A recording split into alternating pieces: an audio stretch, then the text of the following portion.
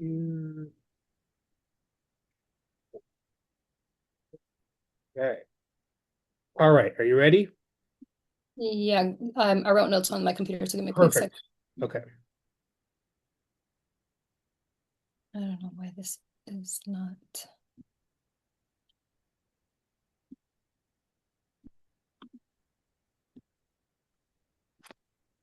perfect. I got it. Okay. So, what do you remember of the conditions at St. Mary's that led students to mobilize for change while you were a student here? Yeah, I feel like St. Mary's sometimes feels super unique in the experiences, but I really feel like it is a condensed version of like what is happening in the United States. And because it is so isolated, and because everyone knows each other, the conditions that it creates, both like the really positive and the really negative, are felt so extremely.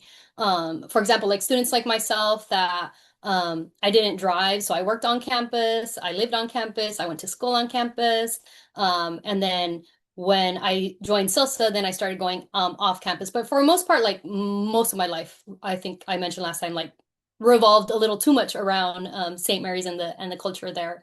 And so with that, there was a lot of interpersonal issues, like under the surface racism that as a student, as someone that hadn't taken like ethnic studies classes and hadn't been able to point to it, but I still like I could feel it in my gut.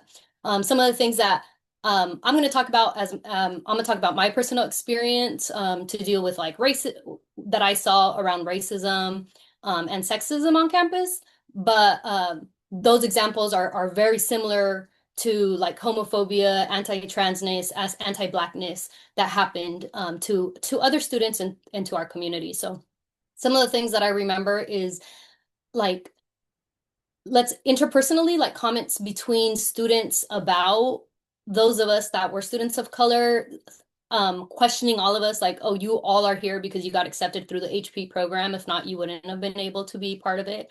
I know the HP program has changed a lot, but almost 20 years ago, the HP program was for students that needed extra support, maybe didn't have the GPA to get into St. Mary's just right away. So they would do it like a summer intensive program to like quote unquote prepare them up, right? So there was these connotations completely wrongfully. So I wish I would have been accepted to HP because it really would have been a valuable resource to myself. But these connotations that like it was like the non-racist way to be like, oh, you don't belong here by saying like, oh, are you in the HP program? Is that how you got into St. Mary's, right? So these connotations. Also like when racism was said, let's say at parties, and one example I remember clearly, at a party there was a white man that said something extremely racist to a group of folks of color. And it ended up in a physical altercation between a Chicano man and this white man. And the campus only focused on the physical altercation. They did nothing to address like the racism that was said.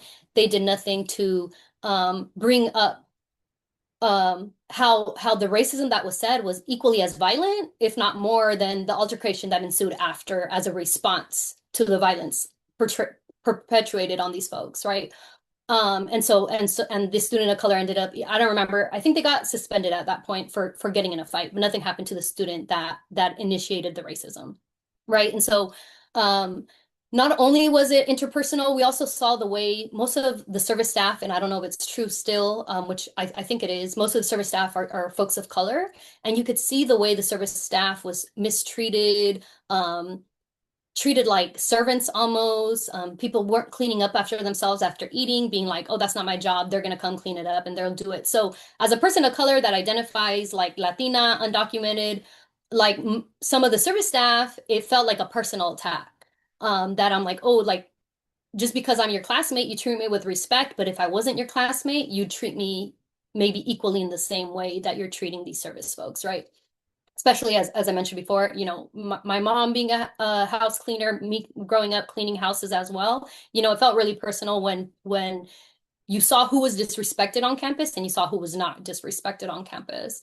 But then also that was part of the culture of St. Mary. So it wasn't just at parties, like when you're passing by and these comments made about you.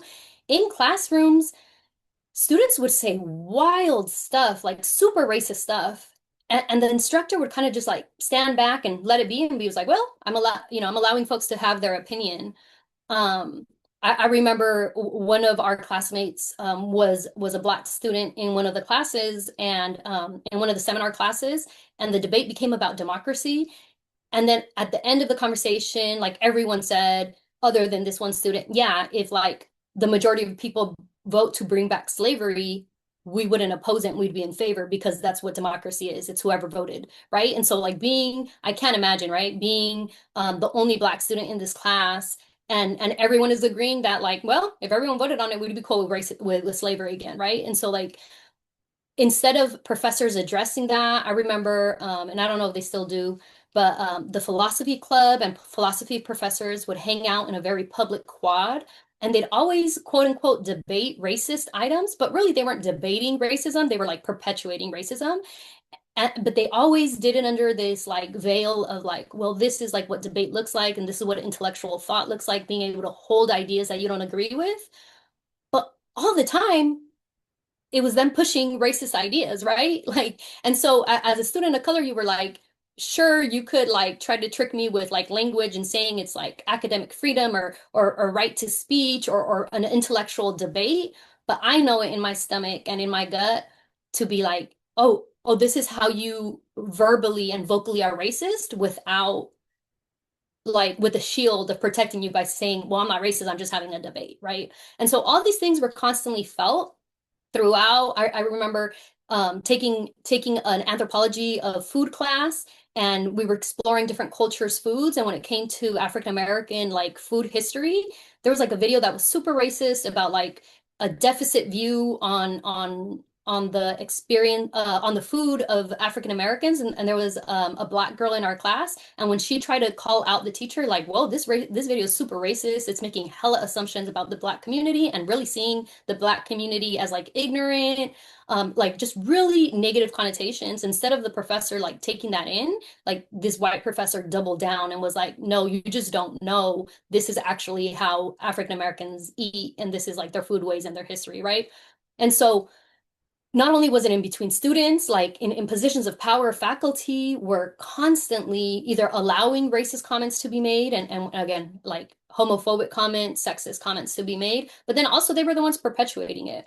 And I think a lot of that, and we'll talk later about the demands, but a lot of that was most of the faculty were white faculty, right? And so the number of Chicano faculty, the number of Filipino faculty, the number of Black faculty, like anything other than white male or white female was not the norm on campus.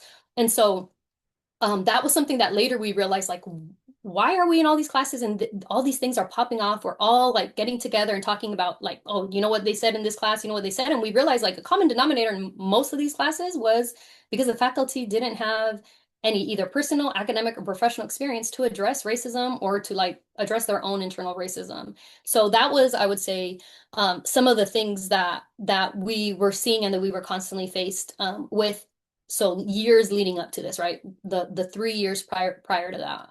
Um, then during this time, in what was it, January of 2009, Oscar Grant was murdered, right? New Year's Day in the Fruitvale station on the BART.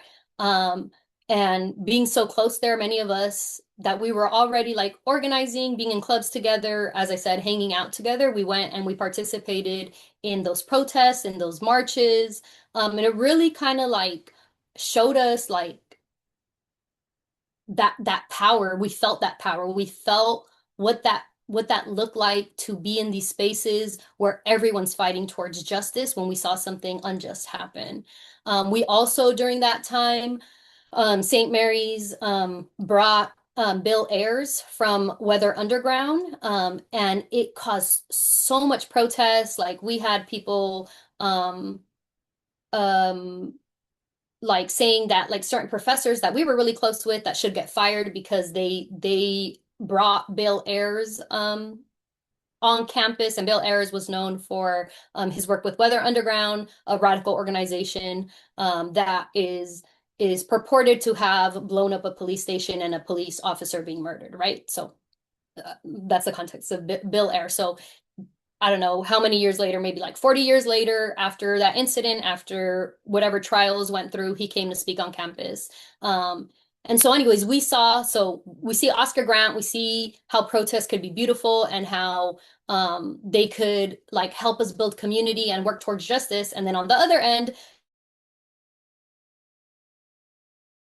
middle class white folks come out and say like you shouldn't be learning from Bail errors, we need to protect these students, they shouldn't be hearing these radical thoughts about what he had to share. They really wanted like censorship.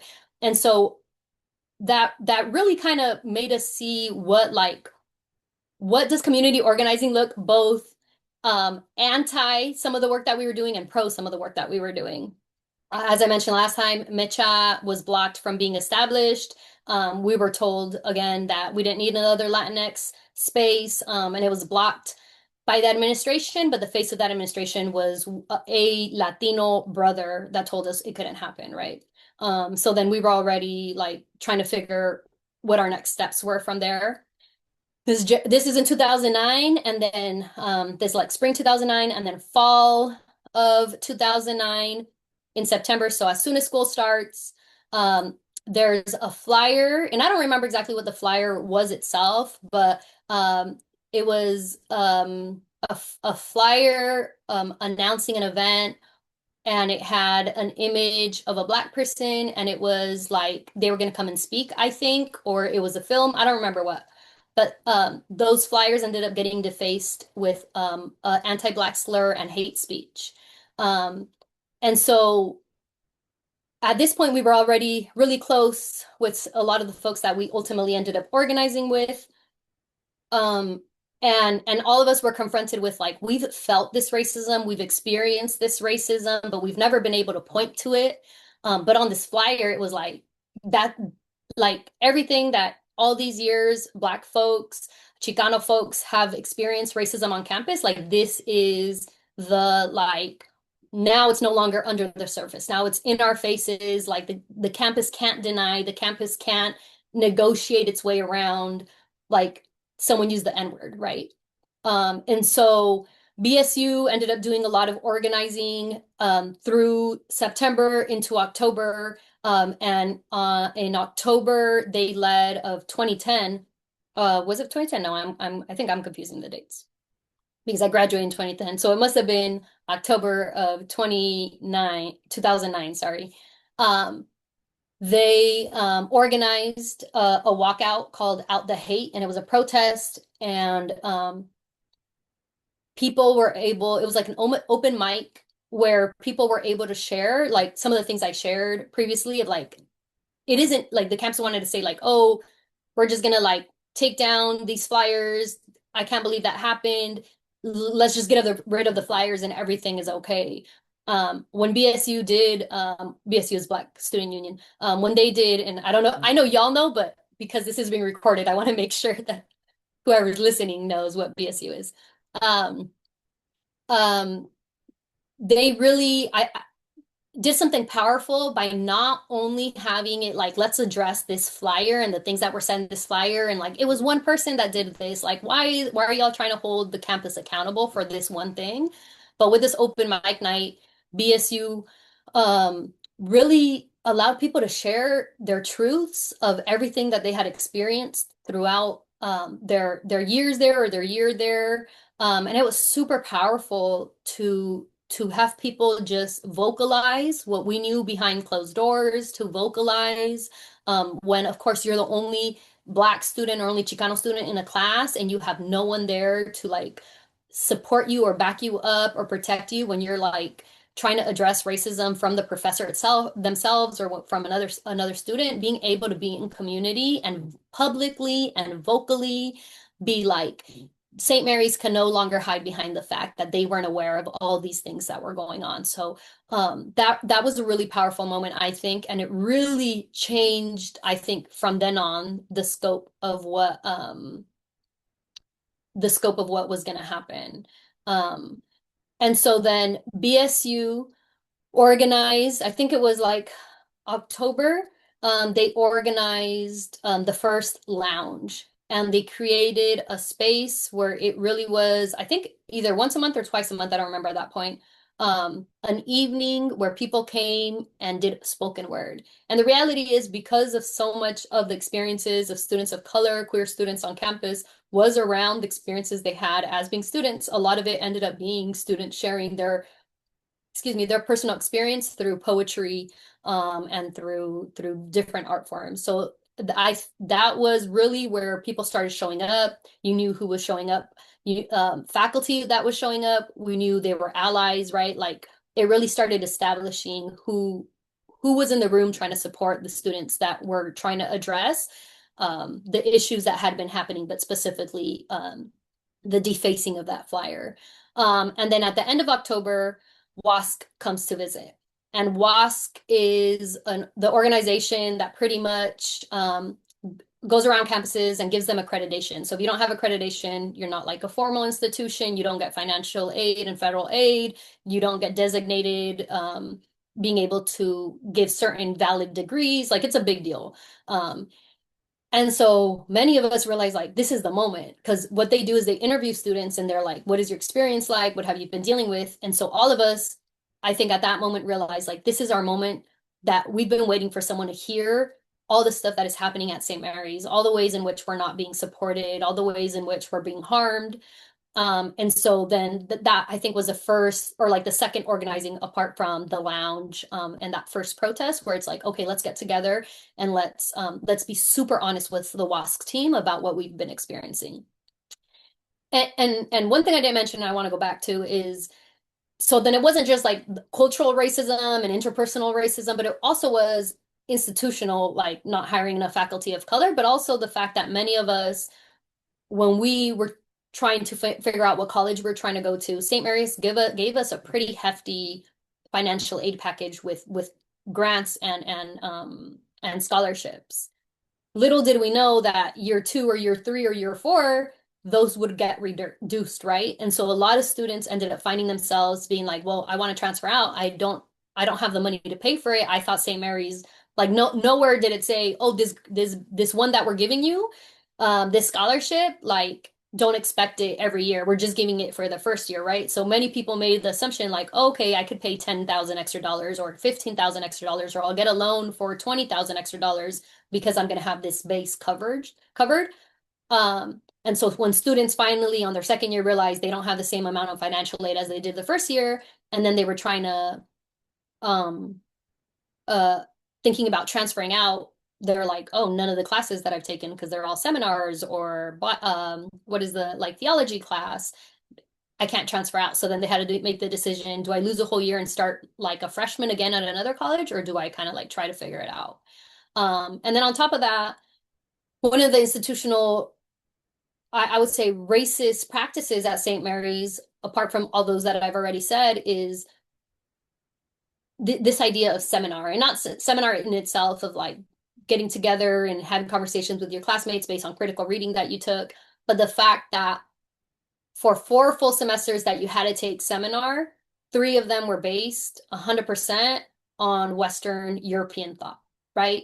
And so St. Mary's is saying these are foundational texts that any cultured person, right, aka any civilized person should know. These are like the pinnacle of what critical thought and writing is, and this is this is like the, again, canonical works that everyone should know. And what they're telling us is, what, 75% of that is European thought. And then like, okay, and then the last semester, maybe you'll get like some reading from MLK, maybe you'll get some reading from Unamuno, maybe you'll get some reading from another poet from, I don't know, like Eastern Asia, and that's about it, right?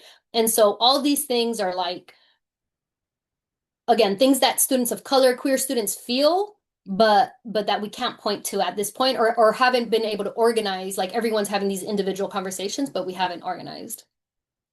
So then in November of fall of 2029, we St. Mary's, and I don't know if they still do, they host a Thanksgiving dinner where like free food for everyone. It's out in the Soda Center, and it's like, come and get free food and let's celebrate Thanksgiving. So at that point, we had already organized Hermanos Unidos, or I think at that point it was just Hermanos still. I can't remember. But we decided to like do a silent protest, walk in um during that meal and have little cards and hand out to folks and ask them like what is the history of Thanksgiving? Why are we upholding this tradition without like looking back and seeing like the real consequences that honoring Thanksgiving really means to indigenous populations?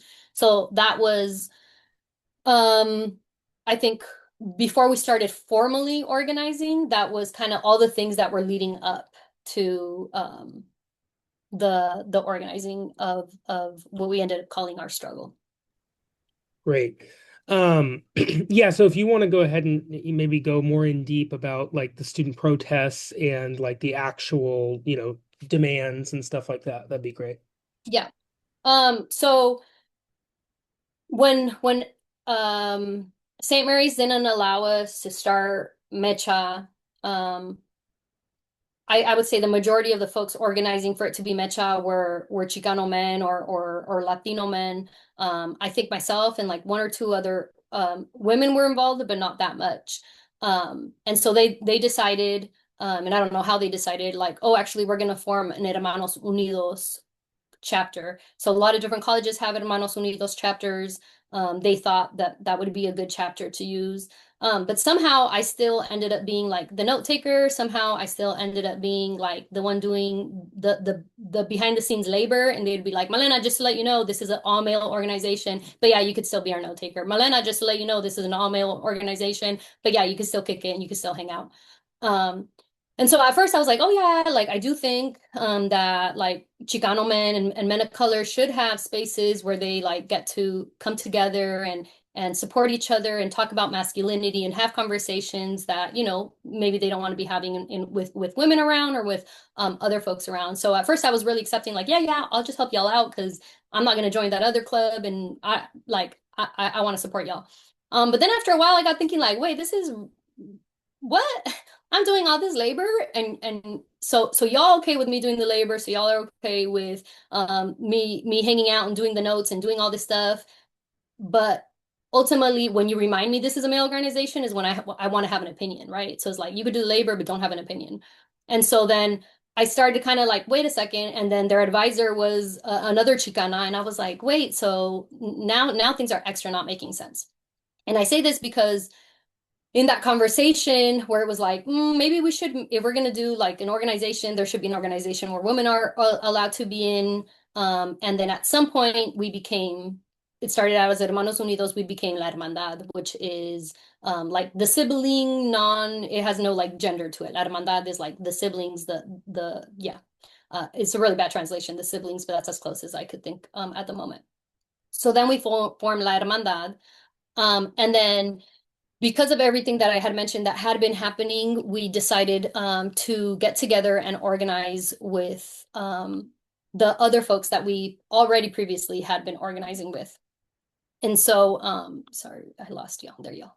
And so Black Student Union, La Hermandad, Gay Straight Alliance, and a club called Cycle Sisters, we came together and we started organizing like, okay, we need to do something. Like obviously what BSU went through, what BSU organized, is not unique to BSU. It is felt through all the folks of color on campus. It's felt through the queer community and it's felt with the women on campus. So we would organize late at night. I think at first, at max, there was about like consistently, I want to say there was about like 10 to 15 of us that got together and we started organizing in spring of 2010. I think it was right after we came back from Jan term, but I can't 100% remember if that's the case.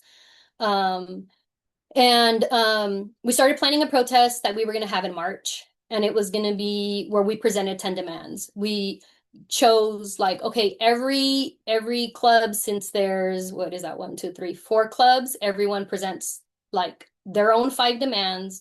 We come together, we negotiate, and then we'll present 10 demands, including everyone's demands that they have.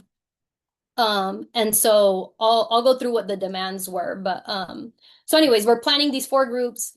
Um, and I don't want to like what I don't want to do is like romanticize organizing and student organizing. And I'm saying that, and I also don't want to like villainize anyone. And the reality is that just because we were all organizing together didn't mean that people started stop being homophobic, or just because we all started organizing together that people stopped being anti-Black, or just because we were all organizing with each other didn't mean that folks started stop being sexist, right? Like we were, while we were trying to organize, we were growing as individuals. We were learning like, well, I kind of never thought that before. And now you're bringing up a point that you want to add on the demand, and I don't know if I really agree with it, but also we agree that every club had the right to present their own demands, and we'd present them as one.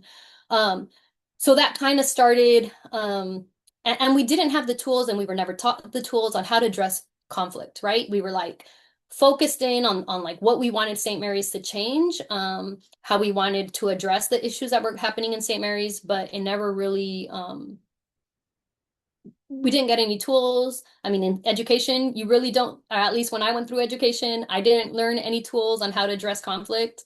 It was like you tell the adult, and then the adult gets someone in trouble if they did something wrong. But really, like interpersonal conflict, I think to this day is something that as a society, as students, we don't know how to do. Like either you're punitive or you're nice.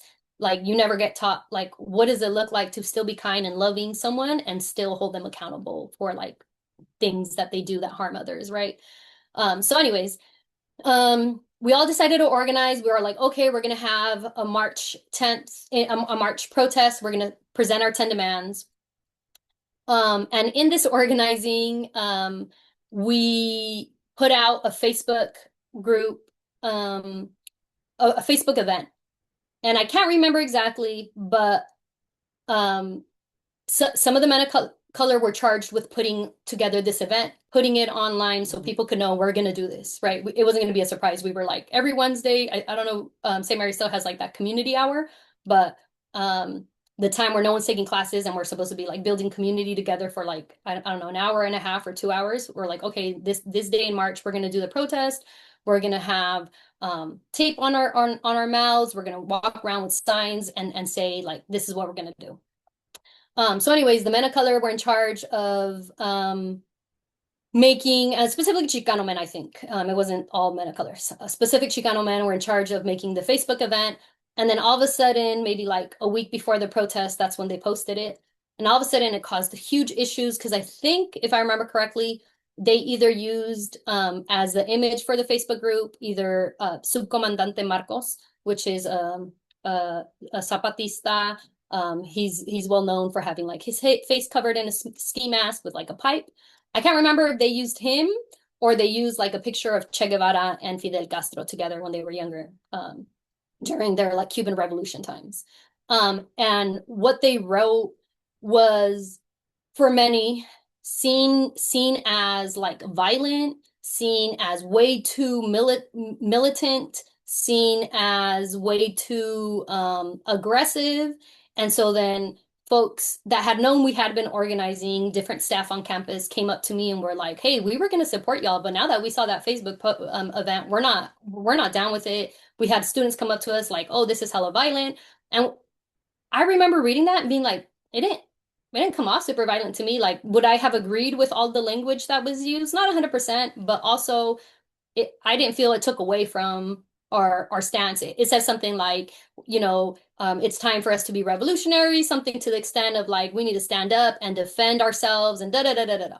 But ultimately, it caused like at St. Mary's, it caused a lot of controversy because then they were like, oh, I thought y'all were going to be like peaceful and do civil disobedience. I didn't think y'all were going to be violent. And we were like, we never said we were going to be violent in any of the texts. But again, because brown men were presented in like military, or I'm sorry, not military, militant attire, it came off that way and people read it that way. And not only did the campus community read it that way, but one of the groups that was Cycle Sisters, that was a feminist organization made up, I would say, primarily of white women, started like, we're like, we need to have an emergency meeting, and ended up crying and being like, this is not what we signed up for. We did not agree with this. This is not the way we want to go about things.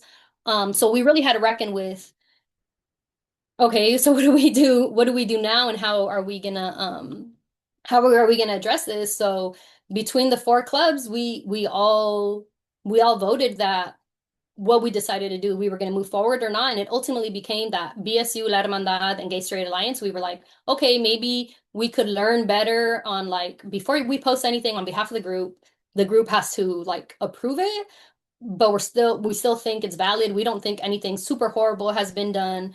And Cycle Sisters was like, actually, this is not what we signed up for. So they actually left the group. And so then internally we had to have a conversation about, so what do we do now that like we were saying we were four organizations coming forward with these demands.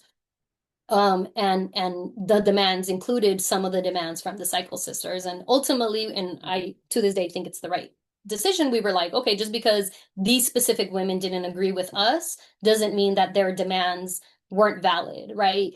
There was and I've heard that there still is, but like the way sexual assault gets addressed on campus is almost like the good old boys club, let's cover it up, let's not get anyone in trouble, we don't want to ruin these men's lives, and then blaming the survivors and saying like, well, maybe you drank too much and we're going to suspend you because you drank too much even though you were the one that was a victim of this harassment, sexual harassment, right? So there's all these things that happened, that they were fighting for, that they were pushing to get access to certain reproductive items in the health clinic that before we didn't have access to.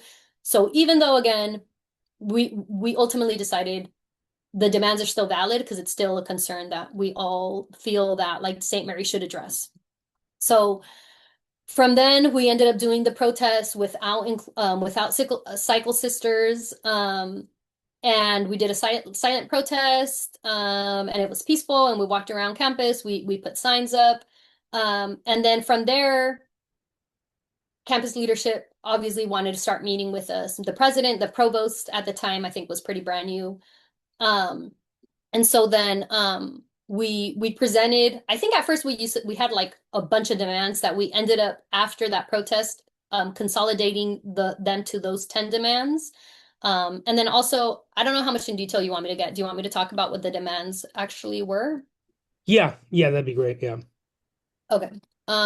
So I'm not reading them verbatim, but I'm like what the summary was because I think every demand was about a few sentences long.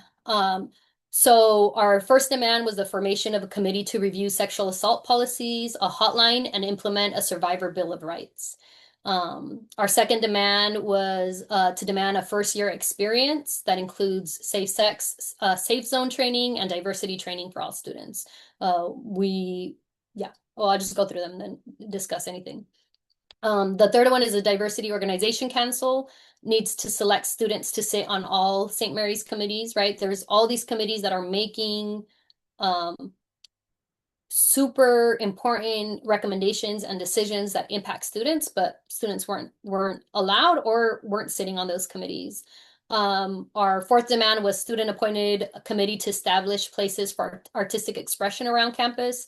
What came out a lot through the lounge is that like St. Mary values a little too much their white walls and terracotta tile, less than they value the beauty of artistic expression of students, and that ties into like a colonial aesthetic versus a like decolonized aesthetic, right? So we were like pushing against that as well. We demanded an increase in funding for departments that teach diverse courses, because we at that point didn't have an ethnic studies.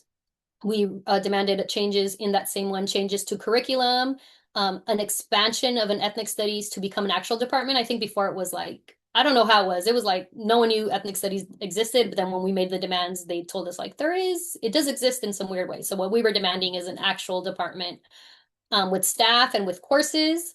And in that, we demanded the diversification of seminar to take a global perspective, and incentives to diversify curriculum, specifically in the business department. 20 years later, I don't remember what happened with the business department, but obviously it was important enough for us to put it in the demands, that we specifically wanted the business department to like get extra training. Again, I didn't never took any business classes, so I obviously don't remember what that was about.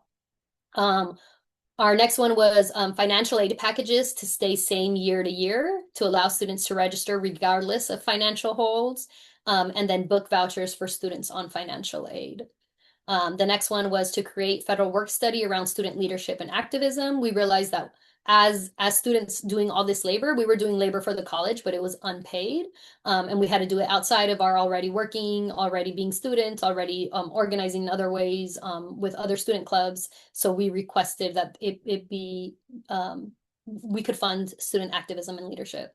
The next one was mandate diversity and safe zone training for all faculty and staff, and proper funding to establish dedicated staff to do that work. We know that colleges sometimes like, yes, we're going to do that, but then they have no one doing it. And they're like, well, there's no one to do it. So we weren't able to get that one done.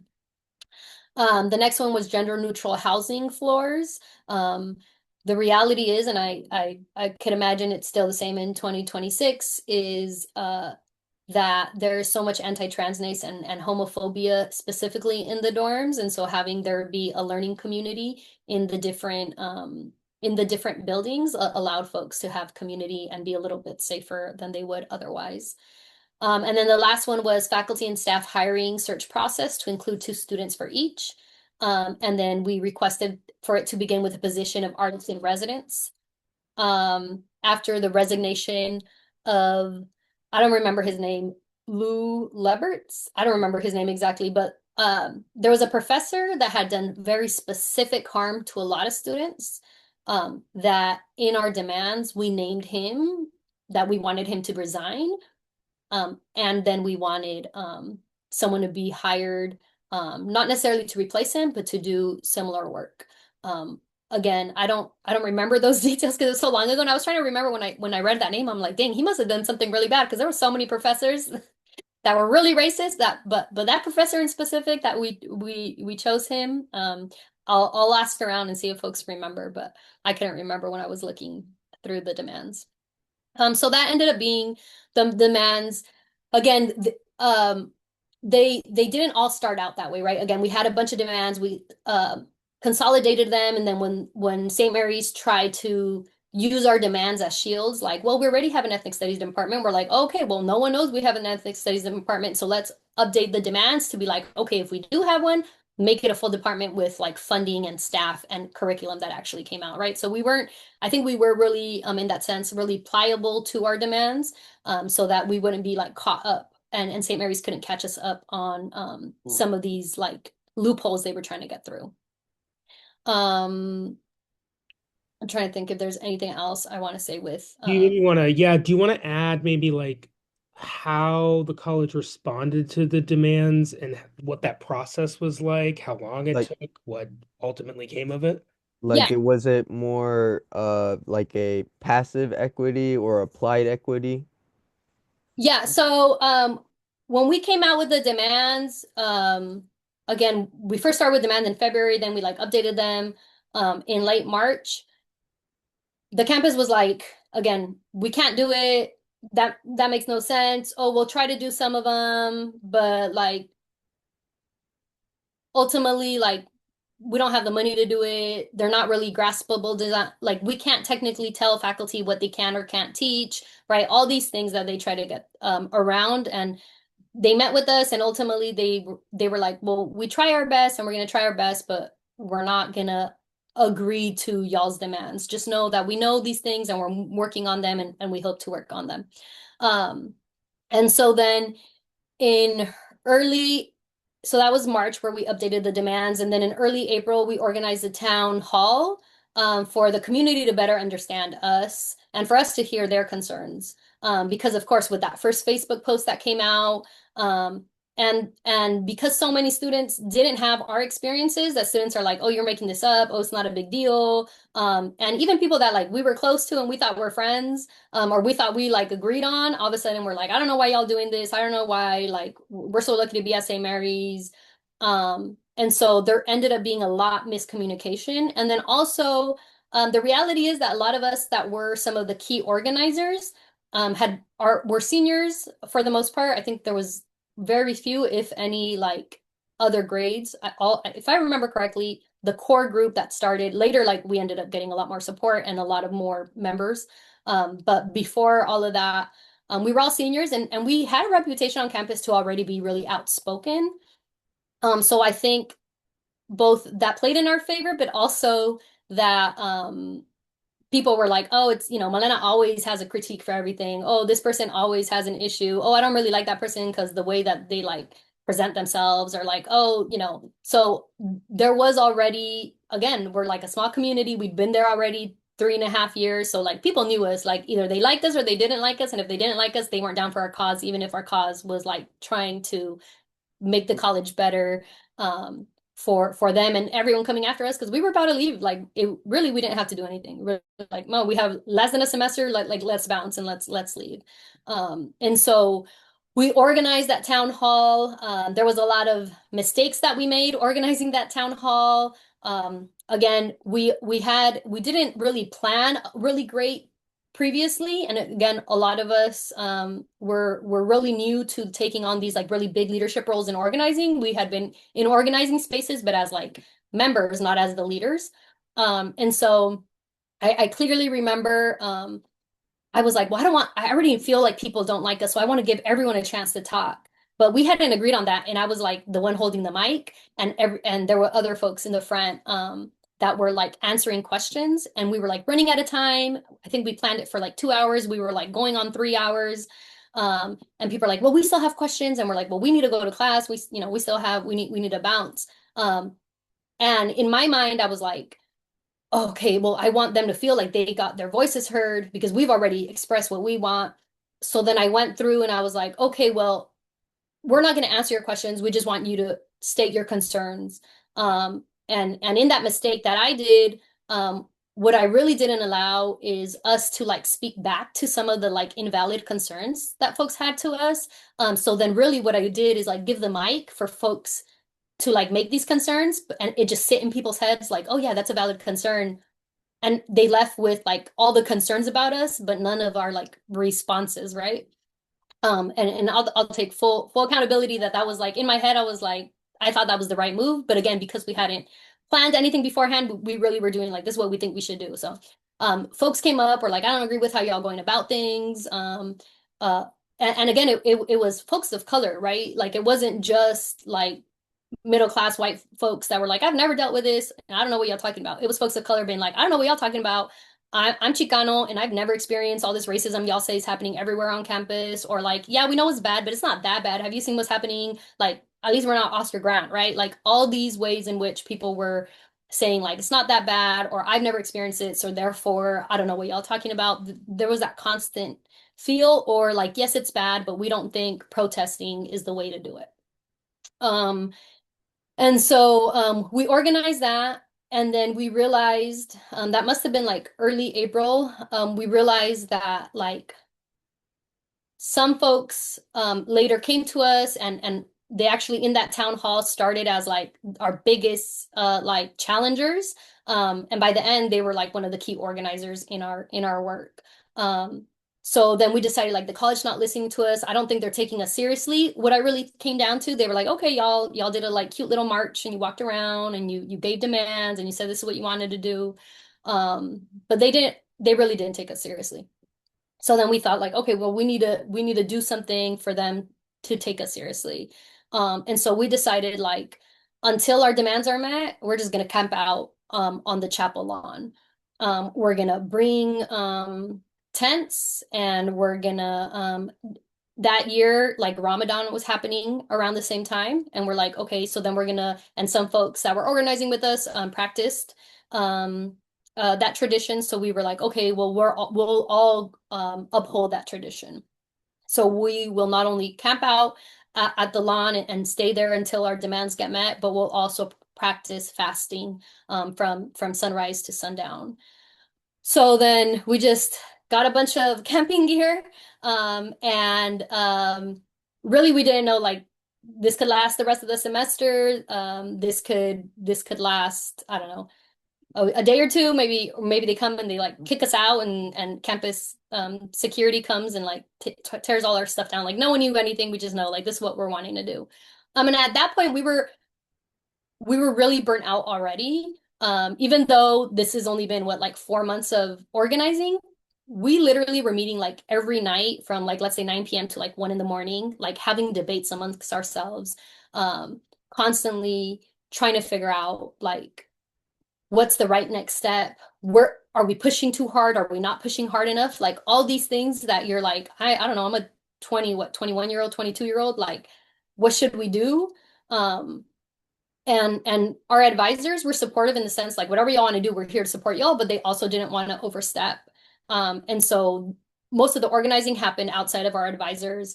Our advisors that did get like critiqued for that, like, oh, y'all should be telling them not to do these things. And I clearly remember one of our advisors, Mirna Santiago, was like, I'm not their mom. Like they're grown as adults. They could do whatever they want. I'm here to support them if they need it, but like that's not my job to be like, I don't think you should do this. I think y'all should do that. Like if they want support and they have questions and they want guidance, they could come to me. Other than that, like I trust them and I'll let them like do whatever they think they need to do. I would say our two biggest supports and advisors were Dr. Mirna Santiago and then also Brother Camillus, who passed away a few years ago. They were like, whatever y'all want, we're there. We're here to support y'all. You know, Brother Camillus, when we were forming La Hermandad, was one of the brothers that is like, yes. I think if I remember correctly, he was also a proud mechista. So he was like, yeah, it's kind of messed up. They're not letting y'all do mecha, but let's figure it out. He'd go to our meetings for La Hermandad. So we really did have a core group of folks that were supporting us along with a lot of other faculty that left. So anyways, we decided to so at this point we're like meeting every night, going to sleep late. We're like not doing well in our classes because of this. I luckily had a supervisor that was like, you know what, Malena, this is the type of work that I wish all students were doing, where they because my job was to be like do civil engagement and like justice work. And so I was super lucky that he was like, yes, Malena, like this could be part of your job, to do this organizing, as opposed to a lot of most everybody else that worked on campus, like their supervisors were like, well, now you kind of seem like a liability to be working here, and at the same time, you're like saying the institution sucks and you're trying to like fight everyone. And then on top of that, like I can't have you be missing work because you're like trying to plan and organize these things. So we all really had different distinct experiences. Um, and that is also true like economically. Like some of us came from backgrounds where like what we earned as in our work was our only funds, and some folks were like their parents supported them with everything, so they didn't work at all and they didn't have to think about that, and they had a very different experience in that sense. So there was like we were all experiencing this in very unique and different ways. Um so by this point, mid March, we decide to camp out and organize. And throughout this, I think it was maybe our first protest. Someone happened to be on campus that was an alumni, and we had posted up our demands everywhere. And they found us, um, and they told us like, I think I mentioned to y'all during the in-person class meeting, like, I can't believe y'all are making these demands because like 20 years ago, we were having these exact same demands and we did all this organizing. And I feel like at that moment, like it dawned on us like, oh, St. Mary's, like St. Mary's has been this that we're experiencing. People like it's not like St. Mary's didn't know. St. Mary's for decades has known how harmful it has been to specifically students of color, but also queer students, to women. Um, and it really hasn't done anything. So like not only and it also made us feel a certain way because I was like, wait, we thought we were doing something brand new. And if we knew like we didn't have to reinvent the wheel and we could have like tapped on people before and been like, hey, how did this work out? Hey, we're having these internal like conflicts. We're like full on about to like fight each other internally because we're like disagreeing on really important values, right?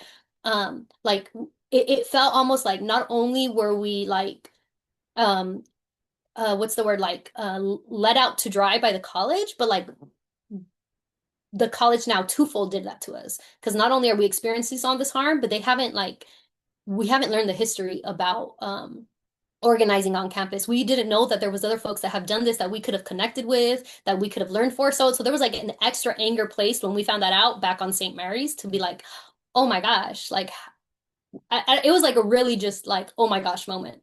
Um, because there was, again, like the work that y'all are doing with the archives, there was no archives. So through this organizing, then when we started asking more questions, we found out about the basketball team and the folks that we got to hear from about like boycotting the basketball game because of racism and X, Y, and Z. So, and I say that very specifically because when we camped out, there was some basketball members that actually were really pissed off that we were doing this work, like super pissed off. I don't know, and I don't want to like psychoanalyze folks, but they're just really mad that we were doing this work, and I don't know for what reason, like we hit a core for them specifically, and also because as St. Mary's such a small campus, like everyone knows who the basketball players are, and they do hold some type of like status. And so the fact that like they were mad that we were doing this work felt a little bit more than like any random student. Um, and so I remember one night, we were like falling asleep in our tents, and like all of a sudden there was all this noise and all this racket, and it was like, oh, I guess some folks in the basketball team came out and was like throwing water balloons at our tents. Um, and so at that point, it felt really scary because I was like, oh, like I thought like if anyone it was going to be campus security to come do shit to us or the campus, but now we're confronted by like other students might want to harm us, and we knew students were totally in disagreement with us, but we didn't know that they wanted to like physically harm us, right? And even though like water balloons are not that, when you're like sleeping in a tent, you're like, oh my gosh, if it, like what are they going to do next if you know whatever this was? So it did feel pretty scary, I think, that night. And I think the really good thing is that some of the folks that were participating in that with us were either had played basketball previously or were very close to some of the basketball members. And so there was at that point a tension like, oh, we should do something. And we really were able to be like, actually, let's lean on the relationships that we already have. And the folks that had those relationships with the basketball players went and like had a conversation. And I wasn't part of that. But I don't know what ended up happening, but it kind of like pulled back from them being at least publicly aggressive towards us or publicly like speaking poorly about the work that we were doing. Um, and part of it also felt weird because I was like, wait, like some of the first protests on campus was led by basketball members. And then all of a sudden now, decades later, like they're so disconnected to their own history as like what does it mean to be a basketball player that now they're like attacking demands that we're making that were almost identical to the demands that were being made previously. And so anyway, so we camped out and we ended up I think we ended up camping out, I want to say for a little over a week, if I'm not confused. And almost every night or every evening we would meet with, if I remember, the provost at that time. And they'd be like, okay, we're gonna update y'all on what we're doing with your demands. And so like, this is what we're gonna do. Are y'all happy with this? And we'd be like, no, that's not what we asked for. And there was always a core, if I remember, a core five of us that met with the provost. I was one of them. And then it was one member from every club and then like two other people. And so, and I think if I remember, our advisor, Mirna Santiago, also joined some of those meetings. And so it was that the district at that point when we were camping out was constantly trying to be like, okay, now we realize you're serious. Now we realize like the first thing people do when they drive in, instead of seeing the like lawn, they're seeing these like horrible camping tents out in the lawn, and people are now asking questions like, oh, what's going on there? You know? And so um we did that. And then let me read my notes because I don't remember 100%. And then after that week, we ended up, I think around April 20th, ended up having our last meeting with the provost. Or actually before that, even though, so there was a core group that camped out. And we realized like not everyone has that ability. Not everyone lives nearby St. Mary's to be like, oh, I'm just gonna drop everything and stay there. There was many reasons that not everyone could participate in that way. And so some of the ways that other members participated with is during the daytime, they organized like a snack and food pickup and drop off. We had faculty that because they knew we were fasting in the evening when the sun went down, they would bring us food. So I don't think we like during that time like paid our own food. People were coming and donating food for us. And then um, faculty that were in support of us would actually come out and bring their classes to have conversations with us during the daytime. And so I clearly remember Professor Ganot, that if I remember, she taught sociology and women and gender studies, although I don't think she's at St. Mary's anymore. Would bring out her class and she would be like, okay, this is a sociology class and we're learning about movements and organizing. Like, what better way than to have like a hands-on class? And so we would have to organize between us that weren't in class, like, okay, you'll be the reps this time to have a conversation about why we're doing the work and what of the work that we're doing. So like there was like two things happening at the same time. One was we were organizing, we were trying to do our get our demands met, like transform the college in that way. And then the other way we were doing that is by building community with folks that we hadn't in the past or that we hadn't seen that close to in the past. Like we knew like some professors were dope. We had heard like they were cool or that they supported us, but having them come out and be like, I'm here, whatever y'all need. And then getting the chance to build that like day in and day out. I don't know if you've ever had like a retreat experience or a summer camp experience. Like you're with people like 3 days, but in those 3 days, y'all become like family, you know, because you have such intense, all 24-hour conversations, time together. We'd just be together all the time. If you weren't in class, like if you were camping out, if you weren't in class or working and you had like an excusable absence, you had to be back at the camp. And we had a lot of fun. So like it wasn't this like always mad, always angry. Like we had a lot of fun doing this, and I feel that some of the internal issues, there was this belief that we shouldn't be having fun doing it. Like this is a very serious thing. Um, and luckily, you know, I 3 years had been taking different classes and been really learning about like feminist thought and the different waves of feminism. And one quote that always stood out to me, like, if I can't dance, I don't want to join your revolution.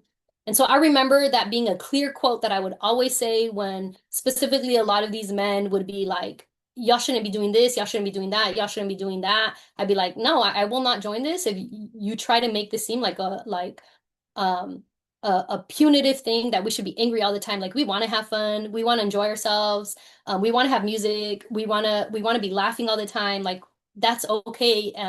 It's okay to have relationships between one another.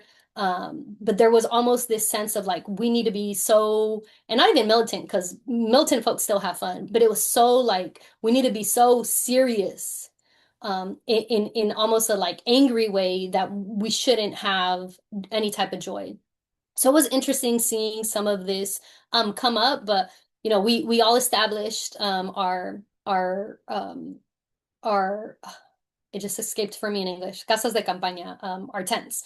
Um, and we all named them like a different hotel. And at that time, Pitbull was really, really famous. And I was a huge fan of Pitbull. So me and my co tent mate Udith, who I think is also getting interviewed for this project. We named ours Holiday Inn because he had a really famous song at that time, right? So everyone like named their tents a different name, and we were just having fun and enjoying ourselves while being very serious about what we were trying to accomplish, right? Like our values didn't go away just because we were having fun, or our end goal didn't go away because we were having fun.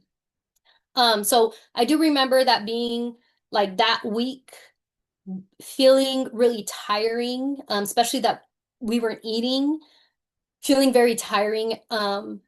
We were exhausted from all the previous like months, days organizing up to those moments. And then after we would meet with the provost in the afternoon, then we would all come together and we would meet between each other and we debate like, do we accept that like this thing they said they met this demand? Do we accept it as is, right? And we'd constantly have discussions and conversations. And then we'd also like it would grow into conversations about the world, about what we wanted to do when we moved on. Um, so it was just a very like intense time in the sense that like we were always on, right? Even when I was in class, people were like, oh yeah, that's the girl that's doing the protest, or the teacher would be like, hey Malena, you know, you're doing a protest. You want to like present in class about what y'all are doing. So it always felt like we were always constantly like this is 100%. We drank, slept, and everything this protest, which I just realized we called it Our Struggles Tied with Yours. Um, Part of that, of this idea that like, yes, we're like completely different student orgs coming together, but we realize how we're all intertwined in the oppression that we're facing, both here at St. Mary's, but also throughout the United States and throughout the globe. So at the end of that, those 4 days, we had a final meeting with the provost, and she was like, okay, she was like our liaison. She was like meeting with leadership, then she'd come back and tell us this is what we were able to do. And then we'd go back and talk between ourselves. And so the last meeting that we had, I just remember sitting in this meeting, there was five of us, herself, and then Professor Mirna Santiago, though I don't remember if Professor Mirna Santiago was part of the five or not. And she was like, okay, these out of the 10, these five we could do right now, we will change right now. And then these five that we can't change at this exact moment, they are in the works that by the start of fall semester, we will have accomplished them. And so I just remember sitting there and being like, okay, so that's it. Like, okay, like it feels good to me, but like, am I being tricked? Like this feeling of like, you just don't know because like you had 10 demands that you're doing all this work for, and they're essentially telling you, okay, we accept all your 10 demands, we're going to do them all. We agree with y'all, we're going to make it happen. And so I just remember we left that meeting kind of all looking at each other like, did this really happen? Like, this is a little bit easier, than we thought. We thought we were like, okay, we started planning of like sit-ins in the president's office. So I do remember that evening, like we celebrated, we had a big party, we were like texting everyone, like our demands have been met. People that hadn't been camping there came out. People brought food. I remember like there's a very clear picture that we took with the Zapatista flag. And we all felt so elated. And it just felt like a beautiful feeling, like all this work. I lost friendships through this, and I think everyone lost friendships. Like people, like my roommates that I had been roommates for years with, like I lost those friendships because they didn't support or didn't believe in the work that we were doing, and our values didn't align. And so it just felt like a really euphoric moment that we celebrated. And I just remember that night, it felt really good. Even there was a person that was always critical, like, no, don't accept what they're doing. Don't accept what they're doing. I just remember that person was like genuinely happy that day. And it felt really weird because I was like, oh no, like we're all really like, we're accepting the college's response to our demands. So then that happened around April 20th of 2010. And then a few days later, we were like, okay, if the college is going to say this behind closed doors, we want the college to say this in the open so that not only the five of us know that the college promised they were going to agree to all this stuff, but we want everyone to be part of it. So we held like during lunchtime, probably it was like a Wednesday because that's when everything happens. And we held we like printed out our demands really in big, and we had the provost come out, and I don't remember who else came out to publicly sign that they were gonna like take on these demands. And then all the members of our struggle signed as well. And then we read our demands, and I don't remember what we did. I just now like see the pictures and I'm like, I'm reading something. I think I'm reading the demands. I don't know what I'm reading. And so then I think that ultimately was like the closure, and we within a day or two of getting that done, we like finished the camp, lifted the camp. Um, and then we were left with the fact that it was almost the end of the year. A lot of us had invested so much time into this that again we were doing kind of bad in some of the classes. So then we were kind of left with like the non so like romanticness of organizing, where it was like, what happens now? And so there was conversations after of like, how could we get supported by the college and by our professors to help us have like extensions on some of the work that we didn't do. And I don't remember what happened through that. Luckily, I was able to pass on my classes, but I didn't get the grades that I wanted in some of them because I chose to prioritize this work over that class, and I recognize that for myself. And I made those choices. For the most part, professors were really understanding of but I also was taking like sociology, anthropology classes, right? I wasn't taking other classes that professors might not be more understanding, or because politically they didn't agree with us, they weren't going to give us any little like leeway. So I don't know what happened with other students, but with every other student, but there were some students that were struggling to be able to graduate. As I said, most of us were seniors because of the organizing and the like full on focus that they put into this organizing. Great. Kevin, do you want to maybe ask your questions? Some of them might have already been, I think the one about college administration response has been answered, but maybe like family, friends. Do you want to talk about that, Kevin? You're muted. My Sorry. fault, my fault. Yeah. So, why do you think your stories of resistance at St. Mary's are not known? What do you think other generations of students could learn from your experience? Like, for example, I'm in La Hermandad right now, and I don't know if you heard, we're still the same demands you guys are pushed, we're still pushing right now. And like, so what do you recommend? And like, why do you think your story hasn't been pushed like the other stories haven't been told? Yeah. That's a good question. And I if please follow up with the questions if I think I answered them and I didn't. So truthfully, I didn't know my story was not known. You know what I mean? And I feel like everyone before that has done organizing at St. Mary's, like that person that came, that lady that came, that was an alumni and told us, "Oh my God, I did this." I think she was also in shock, like, "Wait, what? Like, I thought this had gotten addressed already. Like, when y'all told us y'all accepted our demands, whether it was like decades ago, a few years ago or whatnot, you leave St. Mary's thinking, like we left as seniors thinking stuff's gonna be done, right? Things are gonna change. They promised us, and so therefore we um believed that those issues would be addressed, right? So um yeah, so anyway, so I also think that St. Mary's, for some of the students, did support like the seniors. I don't know how help them like finish, even though they were struggling in some classes, they like advocated and supported them, like I said.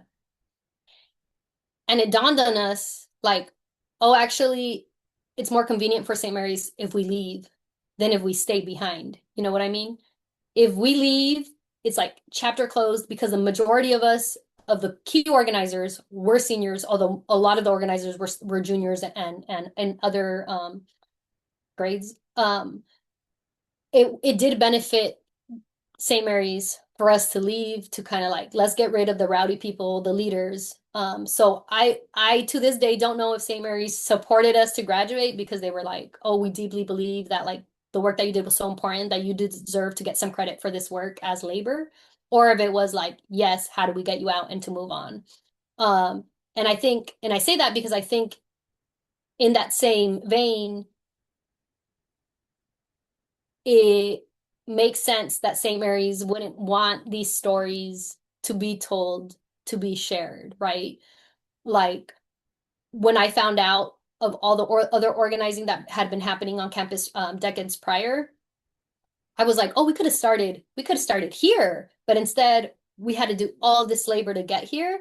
I don't think it is in St. Mary's best interest to like connect generations. And when I say St. Mary's, I also mean like any type of institution, to connect people that have challenged them, right? Like is not in their best interest to for that type of support to happen. So I think that St. Mary's, not I think, I know St. Mary's as a student there tries to have a very specific image um, on who their students are, a very specific image on who they are. And so it wouldn't there'd be no reason why they would be like, oh, let's share that students organized and fought against us being racist and homophobic and sexist and non-supportive and lured people in with scholarships, but then like, right, like all of the work that we were calling out of them was work that they have been doing for decades, that it doesn't benefit them to show and act like, oh yes, someone already told us about this 30 years ago, but we haven't done anything, right? Like we thought like we're the first ones bringing it up. No one's told y'all, but we're going to be the ones telling y'all. Um, and so I think that's why, and also because so many of us find our voice later in the years. Like, of course, Malena senior year protested and did all this as a leader, and not Malena first year, right? Like, it took us a while to find our voice. And so then just the natural way of things, like, once a generation leaves, like, once that juniors and the sophomores before them leave, like, why would anyone remember who the heck Malena is or who the heck so and so is, right? So I think just like the organic ways that like people move and no one remembers what they did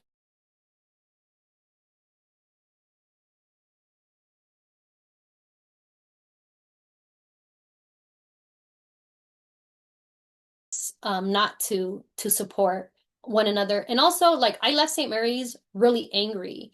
I left St. Mary's like not only did I have these experiences about and that I had to go through and I had to organize, but also now I owe hundreds of thousands of dollars to St. Mary's, right? So I didn't want anything to do with St. Mary's. I was like, I'm never going back to St. Mary's for any event. I'm like, those alumni things, I'm like, take me off your list. Like, do never contact me ever again. Like, I'm gonna pay these loans for the rest of my life, you know, like, and y'all, and I felt, and I kind of still felt like y'all did this to me, right? So so I think that added, at least for me personally, why I kind of moved away and I was like not reconnected with St. Mary's. I stayed connected with certain friends and I stayed connected with certain faculty. But I would only go back for very specific things. I feel like it took years for me to go back, and I think it's because Mirna Santiago got like Faculty of the Year type of award, and I was like, that's the one thing I'll go back for. Or someone else had this big event. But I was very anti going back to support St. Mary's.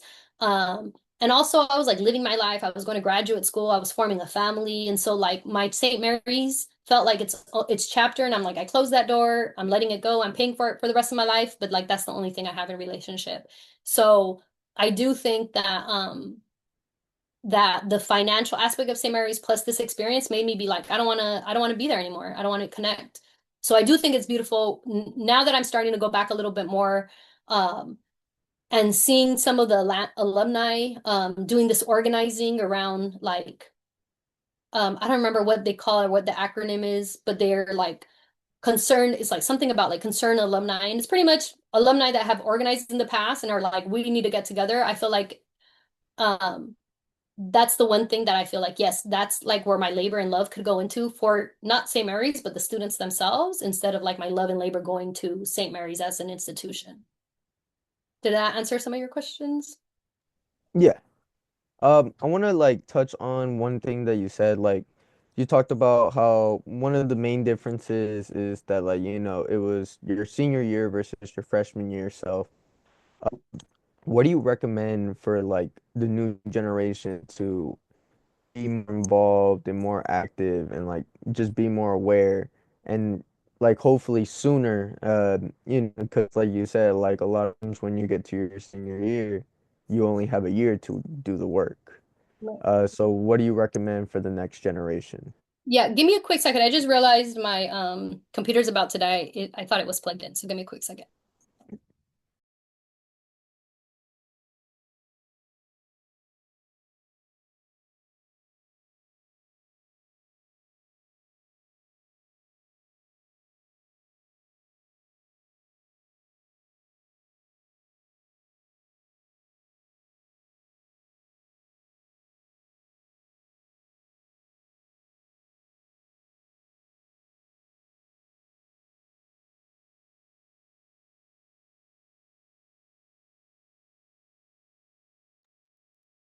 All right.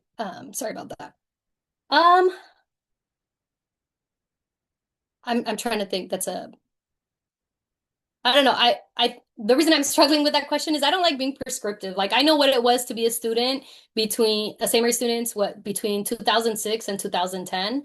I have no idea what it is like to be a student right now in 2026, and I have no idea what it's like to be a student at St. Mary's in 2026.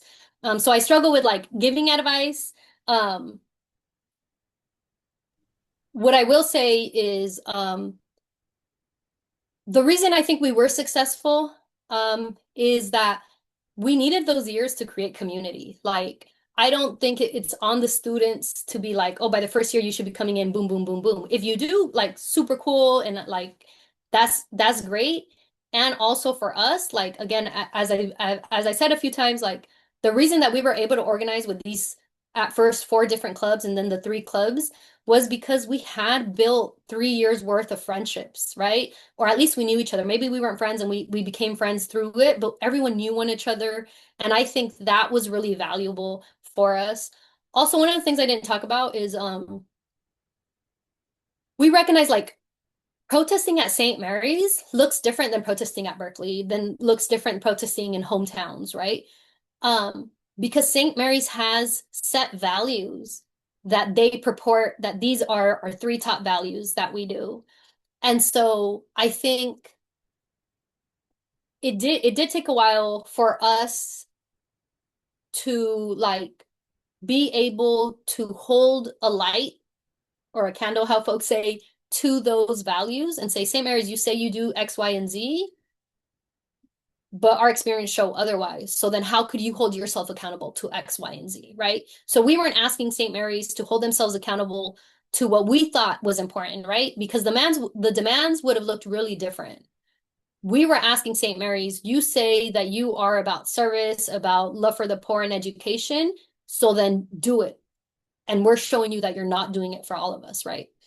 So I do feel like knowing the culture of St. Mary's and getting familiar with the culture of St. Mary's is an important aspect, like any organizing. And I think that's the difference between like activism and organizing. Like when you're organizing, you're part of the community, you're in the community, you have built deep relationships with folks versus activism. Like you just show up somewhere, you gather a bunch of people, you do a quick movement, but then there's like no lasting effect to it, right? And so like, what does it mean to be an organizer? It depends on like the space that folks are in, right? That is not to say that now folks can't tap on other folks and being like, what was the culture like, or how could we look at the culture and see the ways in which we could address some of these issues. But that part of making and building those relationships and understanding St. Mary's culture so well ended up being I would say some of like the I totally lost my train of thought. Some of our like strengths.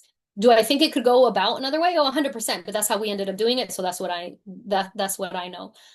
I will say part of that, so then going back to your question about first year students is like find your community, like really find the folks. Because as I said, like I had what I thought was community with folks that throughout my time I realized wasn't community. It was just like we thought we had things in common, and the only thing we had in common was that we were like all Latinas, but we didn't have same shared values. And also those shared values change. Like I went into St. Mary's, I think I mentioned last time or one of the times, I went into St. Mary's pretty freaking homophobic, right? And if I wouldn't like only surrounded myself with people that met those values, then I wouldn't have been able to grow to then ended up like throwing those trash values aside. And so when I say find communities, like don't not like stick and be with each other, but like build relationships with folks. Build a relationship with folks outside of the folks that you would always see as like who is part of your community and who isn't, right? As I said earlier, I went to campus, to a high school that was really like racially divided. So for me, that's who my community was based off of that tension. But at St. Mary's, I realized like that wasn't necessarily my only community, was based off of that racial tension between Latinos and whites, but it was really based off of racism as a whole. And so building community with folks that weren't Latino, that were other folks of color or other white allies that had the same values that I did, that these things were incorrect. Again, friendships that I would have never thought of building prior to starting to think of some of these issues.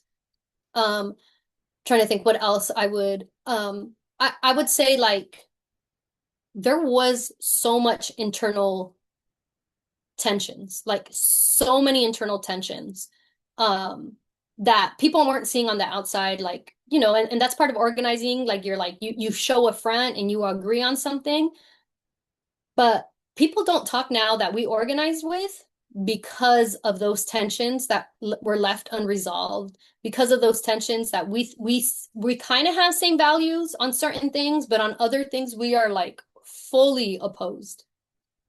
And so like seeking out ways in which to address conflict, I think would have deeply, deeply benefited us. Um, so that like again, I said like we'd be going to sleep super late, sometimes just arguing amongst ourselves, really basic things. Um, but because we didn't have the tools, they became arguments instead of like points of like conversation and understanding. And so I think if you are organizing with folks, it's like not everyone will think the exact same way that you think. And that's okay in organizing. And that's what community is. Like everyone is unique and has their own ideas, but what y'all are trying to do, what your focus is, like staying true to what y'all said your focus is, will help guide that. And again, like you could be like, these are the people I organize for racial justice, but these are not the same folks I organize for queer justice.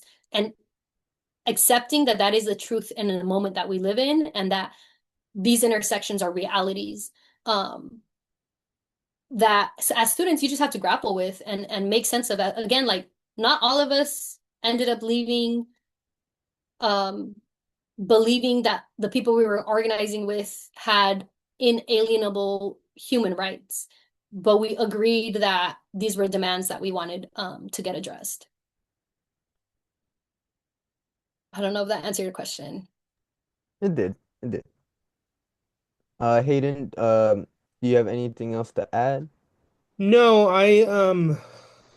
no, I don't have anything else to add. I was going to see, Kevin, if maybe you wanted to talk a little bit more about the stuff that's going on with La Hermandad right now, and kind of explain that to Melina.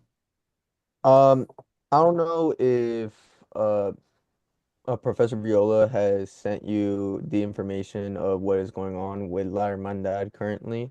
Mm, So, as a little fundraiser, we just did a basically a fundraiser for our senior event, and then also half the proceeds went to our event, and then the other half went to the a charity for the Minnesota things with the ICE agents attacking people and like helping out the victims in those situations. And from that, we have received a lot of hate from students, saying that like we're a horrible organization, like why are we getting political? mm, Uh, like to the point it's gone to the extreme that like people have recorded videos of them filling out an ICE application to send ICE over to the St. Mary's campus. Um, and it's gotten to the point where we have a lot of support from administration, but like it's the same thing that you're going through, where like it's a lot of passive equity, where like, yeah, we understand, we want to support you, we understand your demands, and it's just building a lot of frustration and a lot of like anxiety, like everything you said, like like you said, this happened in 2010. We're dealing it with it right now, all the emotions. Like I can relate with you because literally last night we were arguing, like how you said, like, what about this, what about that? Because the currently even the president didn't even want to talk to us and just say, oh, meet with my vice president. mm, mm, And that made us very frustrated and we were like, "Well, why don't you want to meet with us? Like, don't you care?" Uh, and like we're slowly, building numbers. We're thinking of a walkout, but basically we just wanted like everything that you wanted, we're fighting for as well. Because like there was racist situations in the hall dorm rooms in 2025. A lot of trans folks and women get attacked here on campus, and like none of it gets addressed or handled. They say, "Oh, we promote Lasallian values," but nothing actually gets done. mm. And so we're planning a walkout. Um, but like, what do you recommend for us? Um, it's hard. So I've done presentations about th this work to some ethnic studies classes in the past. Um, And like how I think about things is really shaped by like the past 20 years, right? Like going on with my life, being now a mother. Um, I would go about things completely different now, but I'm glad I didn't have what I have now because I think as a student, my feelings were super valid that now sometimes as an adult, almost 40, I'm like, well, think it through. Um, Go to therapy, you know? And not to say you shouldn't go to therapy, but to say like I something that we always said is like we're the folks we've been waiting for. It ain't the people in the past and it ain't anyone else coming. Like we are the knowers of what we need at the moment. And so like I I'm saying that to preface there's so many of us that like have so much care for students that we don't know that we know are going through similar stuff, right?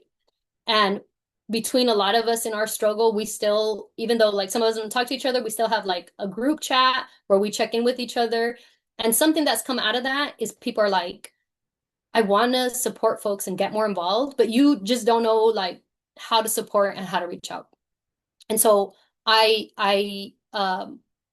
will say that to say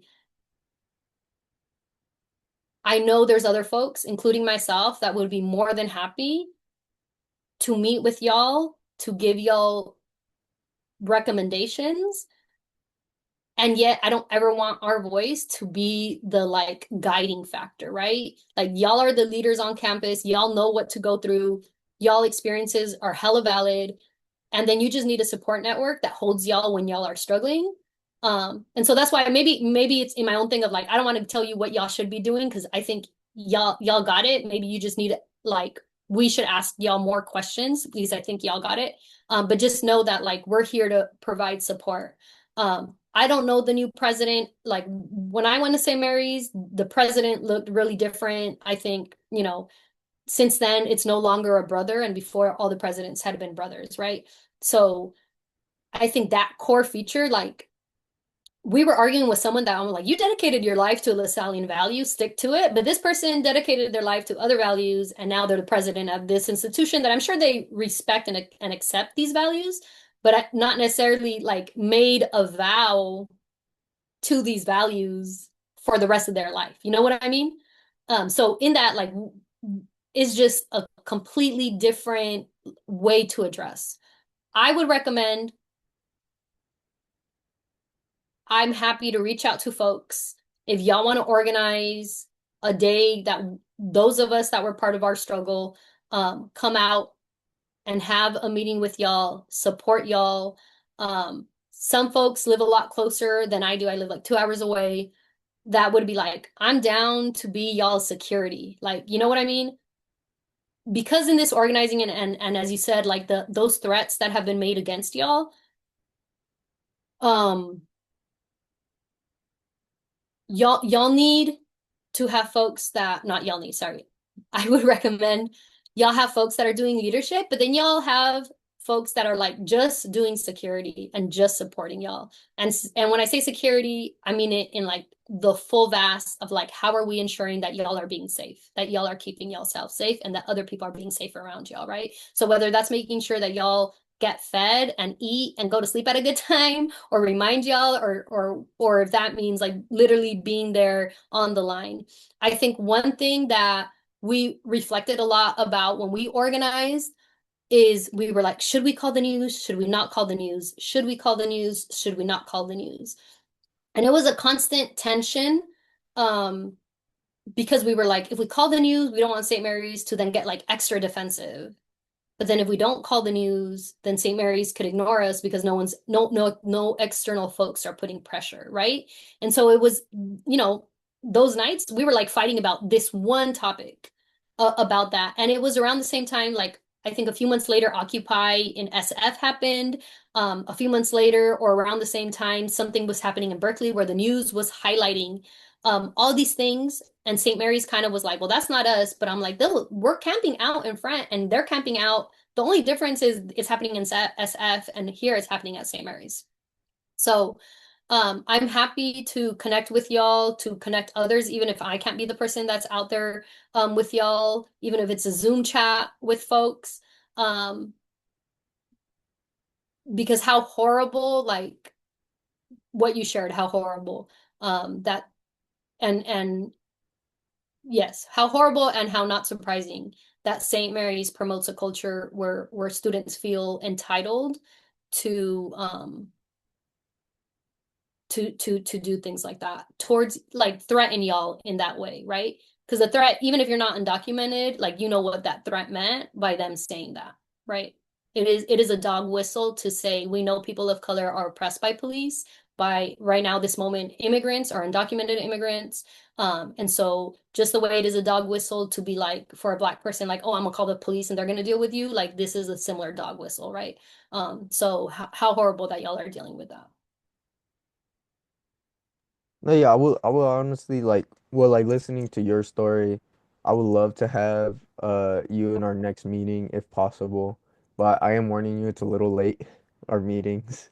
So, What but time are they? like usually like 9 p.m. Yeah. because Um, go and ahead. when do y'all meet? We usually meet on Thursdays every other week. We had our meeting last night. So our next one should be in the following not the following Thursday, but the Thursday after that. And like Okay. we're slowly planning things out, organizing, and then officially n next year I will be officially the co-president of the club. So I will be like, taking a more hands-on approach and like, because the talking to my other ethnic studies professors, they always say with these type of things, it's really a marathon and not a race. Because like because they told me to not get discouraged if we don't get things done in a semester. So the plans is to still continue fighting until like next year and then inspire others to keep going. Yeah, I think 100% what you said. I feel like I said, we were seniors, so we were trying to do everything quickly. And it one of my critiques, and I have a list of critiques of how we could have improved. One of my critiques is that um we didn't really build leadership. So then once we left, everything else kind of fizzled out. I'm not saying that like the juniors at that point were super dope leaders, that they didn't have their own ideas, but we really were like, these are like the eight leaders, and there was no coaching happening to maintain this fight. Why is another reason that y'all don't know about the work that we did is because we did it in a semester. Like how is that leaving a legacy? You know what I mean? How is that leaving true change? Um, when no one afterwards is gonna like hold that, and why would they hold that if we didn't pull them into the circle, you know? So I 100% with what your professor said and with what you're saying. Um, yeah, I have a lot of critiques of the work that we did. Um, and I will say, like, again, one of the beauties is that when we were organizing with BSU and with GSA, like it always felt like we were working together because it didn't feel like we were like, hey, we need you now is when we're building relationships with you. Hey, we need you now is when we tap on you and be like, hey, do we want to organize? Like these conversations about organizing came up pretty organically, that we were already building those relationships with. And so because of that, I do think there is kind of that continuum needed. Um, if you're not already organizing with BSU on campus or with some of the other social justice based clubs on campus, like why not? What's keeping y'all? And again, I'm not making assumptions. I'm just thinking about who are the different social justice clubs. Because Hermandad came out and started out as a political organization. Hermandad was never meant to not be political. And so for people to question like, why are y'all being political? Like, what? Like that's what this club is about. Um, so I would recommend trying to expand your community organizing with other folks that are interested in this. but be very clear between each other what those values are. Because what you don't want to happen is it to then become washed out. Um, and then there isn't a core central like work that y'all are doing. All right. Thank you. And like definitely I'll probably send you an email in the following few days on like having you with our meeting next time. Yeah, I would. Mine and my kids' bedtime's around 8:30, so I'll try to figure it out. And again, if it's not me, there's other folks that have been doing some We we can organizing. try to coordinate and like figure out a good time. Yeah. Well, great. That I think that's all we have for today. And then we'll see you not this Monday, but the following Monday on Zoom for the third one. And we'll Okay. get you those questions once we have them. Thank you. And I apologize. I really wanted to be there, but No, it's all right. It's all I right. There's stuff going around, I know. yeah. Yeah. All right. Thank y'all All so right, much. thanks. Have a good weekend. Could I ask a quick question? Yes. I know Hayden, y'all said you were going to send a transcript or Yes, I will send you the transcript from last time so you can okay, look at it and then I'll get perfect. the Thank yeah, you. I perfect. appreciate Thanks. it. Bye. Bye.